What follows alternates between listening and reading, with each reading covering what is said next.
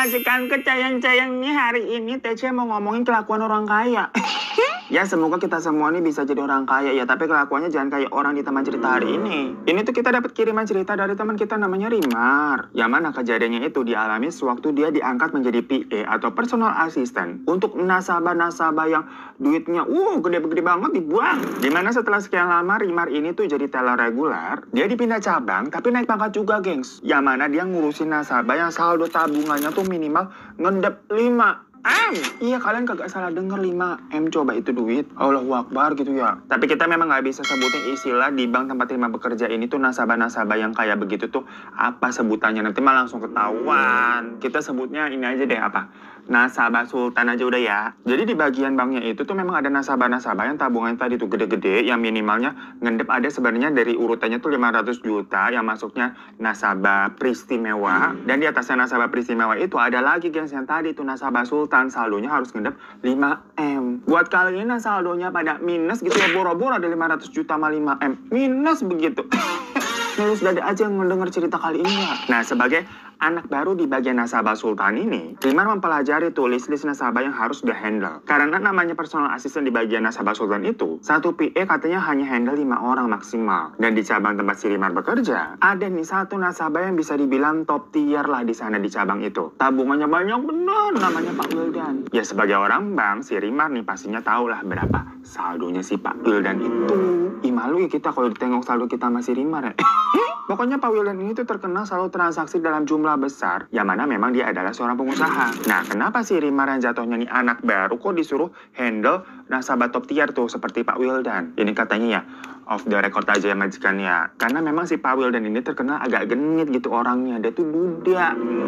Emang dari awal request saya maunya PA yang cantik gitu, kagak mau dia udah tua. Ya sebagai nasabah top tier di cabang itu, diiyain aja lah sama kepala cabang. Ada kepala cabang di sana waktu itu namanya Bu Sarah, dibilang, kamu Rimar ngurusin Pak Wildan ya sekarang. Karena dianggap si Rimar ini nih sebagai anak baru, fresh, memang cantik. Yang padahal dia kan sebenarnya nggak punya pengalaman ya. Dia baru naik jabatan, tapi Bu Sarah bilang, udah, kalau bingung-bingung nanti aja tanya ke senior-senior gampang. Yang penting Pak Wildan nih nggak komplain gitu kalau PA-nya jelek. Ya bau-bau duda genit mah kalau begini ya. Tapi kebetulan Rimar akui waktu itu dia sendiri nih agak cukup gatal juga. Emang nyari ya namanya duda-duda kayak modelan Pak Wildan begitu. Jadinya mah gayung bersambut kali istilahnya ya. Nah, menurut pengakuan dosanya si Rimar nih ya, istilah kata, zaman dia waktu masih teller aja kan tahu nih tabungan orang-orang di bank. Nah, kalau ada nasabah yang misalkan tabungannya ada gede dikit gitu, terus tahu nih masih single gitu kelihatannya, kadang suka Rimar coba-coba dideketin. Tapi memang nggak pernah ada yang nyantol juga sih. Yo, agak gatel Rimar nih ya jadi perempuan ya. Makanya pas masuk ke bagian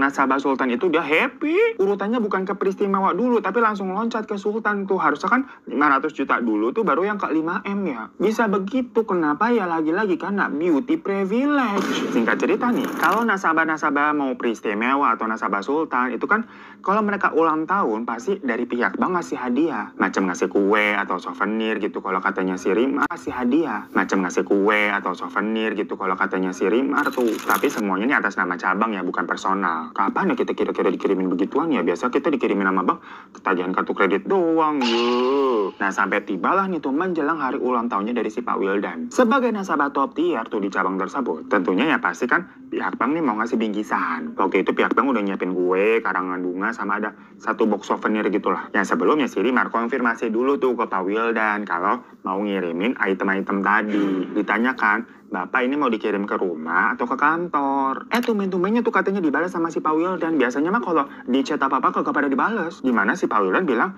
kebetulan saya lagi ngadain pesta di rumah, jadi udah ke rumah aja sekalian kamu datang deh. Jadi si Rimar malah diundang tuh, gengs. Ya sebagai PA dan emang ganjen ya, Rimar mengiyakan kayak, baik Pak, besok Rimar akan kirimkan ke rumah ya. Ya sebenarnya untuk seorang PA datang ke rumah nasabah ngirim-ngirim begitu udah biasa. Sebelum-sebelumnya biasanya juga Pak Wildan nih kalau melakukan transaksi itu kalau nggak di rumah, di kantor, gengs. Namanya juga top tier kan, nggak datang ke bank, beda. Jadi sewaktu Rimar ini minta izin ke kantor untuk mengirim hadiah-hadiah tersebut ke rumahnya Pak Wildan, ya pihak kantor tahu. Nah pas Rimar datang nih, buset dah, rumahnya gede banget. Pagarnya aja tinggi begitu, dari luar kagak kelihatan apa-apaan tuh di dalam tuh. Dan udah banyak mobil yang parkir tuh dari tamu-tamunya yang Bukan kaleng-kaleng. Karangan bunga udah berjejer juga tuh di depan jalanan. Dari mana gitu. Dan di dalam bener aja nih, lagi sedang diadakannya pesta. Ya udah Rimar ketemu kan sama Pak Wildan tuh di sana dan ngasih barang-barang dari Bang tadi tuh. Tapi sama Pak Wildan ditaruh gitu aja, nggak dia lihat dibuka boxnya apa gitu, enggak. Ya mungkin udah kebanyakan ya hadiah dari orang-orang juga ya. Dan Rimar langsung diajak ke dalam tuh untuk gabung kumpul sama yang lain. Dia dikasih minum gitu kan, pokoknya